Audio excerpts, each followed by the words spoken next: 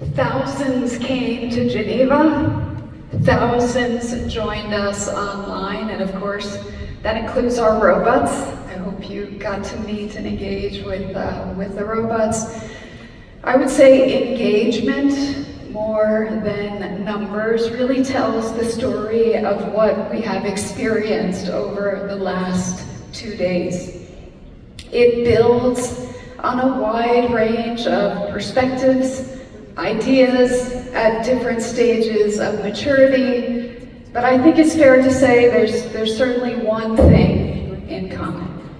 That would be a commitment to finding practical solutions together, in particular when it comes to global AI governance frameworks.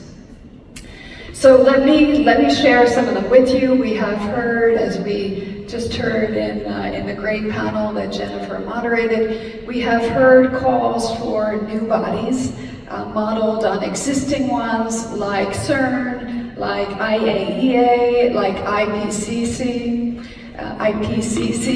as well as proposals to empower existing organizations. We had conversations on things like how a registry of new or anticipated AI applications might work. We also heard calls for a global observatory, how an AI observatory could look. And I think we have some great ideas to start to think about and move forward. So where do we go from here? And picking up on some of Gary and Wendell's comments, Jennifer, in your session, it's about making the right choice, right? We have to make the right choice, and I think it's time for us to roll up our sleeves, and we need to analyze what's feasible, what's already available, and of course, what can be done. And that's what you've called on us to do. And I think it puts us on a path. You mentioned that, Jennifer, we need to have this path. So it really puts us on a path to be able to create a roadmap for the short term, for the medium term, and also, of course, for the long term. So the UN group on AI, we have this interagency group, I won't get into acronyms. It's a group led by ITU, by UNESCO, and it's geared up, ready, and charged to help move this dialogue and conversation forward. But of course, the work doesn't stop here. I think it's fair to say that we're really just getting started, and that we must continue to push inclusive dialogue. Inclusive dialogue, we've heard that from so many on AI governance. We need to engage with stakeholders to develop these ideas further. From the ITU perspective, of course, we will continue to do our part. We will continue to focus on AI standards development, policy assistance. We will also be integrating AI capacity support into our digital transformation offerings, together with partners like UNDP and others, especially in countries with low technological capabilities. This is another thing, even Ambassador Lauber mentioned that as well. We have to focus on that piece. We will also be complementing UNESCO's efforts on AI readiness by doing sectoral deep dives. We will advance, as you heard yesterday, universal health through our new initiative with WHO and WIPO on AI and health. And of course, we will support responsible AI development and deployment at the country level, and we will work to drive strong collaboration with other parts of the UN. And Gary and Wendell, again, hearing you well, we have an incredible opportunity as a UN system to pull together and help to support this process. So ladies and gentlemen, yesterday we kicked off with an opening message from the UN Secretary General, who made a strong call, and he urged us to continue to explore the practical applications of AI to advance the Sustainable Development Goals, that normative framework, Ambassador Lauber, that you just mentioned. And I think that what we saw over the past 2 days, I think it brings us a lot of hope. And I guess we wouldn't be here if we didn't have hope.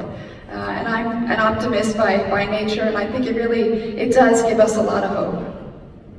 We saw how robots can go into situations that might be too dangerous for humans. We saw them bring comfort and support and interact with us and also with each other on a whole new level. We had the world's first robot press conference and diplomatic meet and greet. We saw how AI can help farmers to adapt to climate change. We saw how AI can transform and tailor education. We saw how AI can unleash a whole new wave of personalized healthcare, and how AI can help us to use outer space peacefully over the long term and for the benefit of all.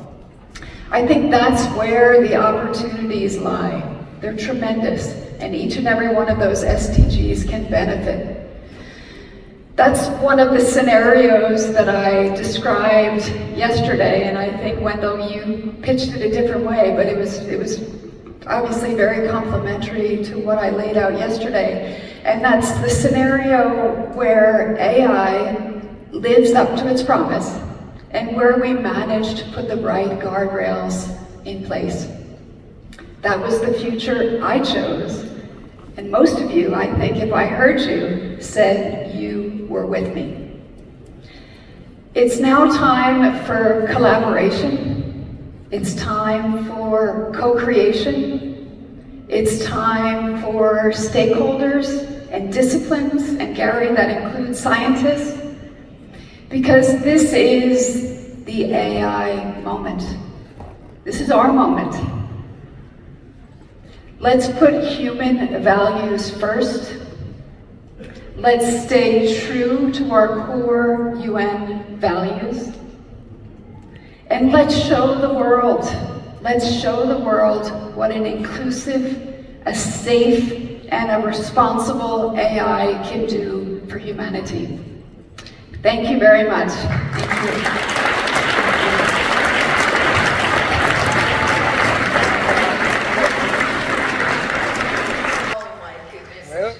Have it. That just about sums it up. But there's still a few more words I wanted to hear. Remarks, but your amazing support. Just going to head over here because before we're inviting everyone to the evening reception, it's time to wrap up the summit with one final music performance. And also after this, we get to go to the fantastic farewell reception, which will be held at the robotics stage. The interest. I will get back to the music, but I just want to give you a bit warm in Geneva. I want to come back to Melbourne. But what you just heard was the Secretary General of the Ai4good summing up the 2 days of Ai4good. Now, I guess it's all optimistic, it's all positive, and that's very good.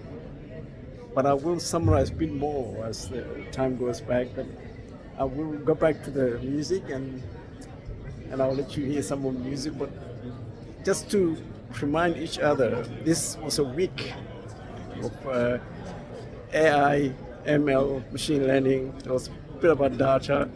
There was a bit about artificial intelligence and so on. So with that, I think I will go back and maybe let you hear some music.